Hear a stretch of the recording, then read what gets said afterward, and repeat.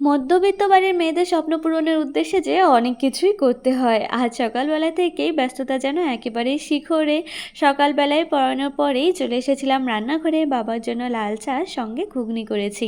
Exact দোকানের মতো করার চেষ্টাই করেছিলাম, তাই সুন্দর করে পরিবেশনও করেছি।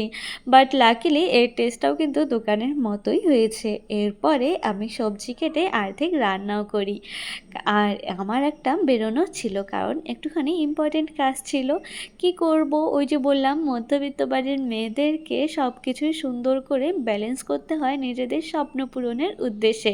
একদিকে পড়াশুনো, একদিকে বাড়ির কাজ। পিল্লুও আমার সঙ্গে যাওয়ার জন্য ভীষণ জেদ করছিল, বাট সেখানে গিয়ে 1 ঘন্টা বসার পরে তারা আমাকে জানালেন আজ কাজটি হচ্ছে না। অগত্যা এই গরমে একটা মাজা নিয়েই আমাকে বাড়িতে ফিরতে হলো। বাড়িতে এসেই তোমাদের জন্য আমি একটা দারুণ ডিআইওয়াই বানাবো ঠিক করেছি। তাই দেখো, একটা কিউট আউল বানিয়েছি, একে কার্ডবোর্ডে পেস্ট করিয়ে দিলাম। কিন্তু এর ফাইনাল লুকটার জন্য তোমাদের অপেক্ষা করতে হবে নেক্সট পার্টের।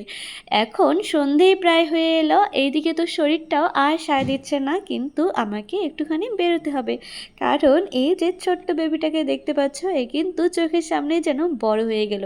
সঙ্গে এই রয়েছে সব কচিকাঁচা ফ্রেন্ড, আজ ওর বার্থডে।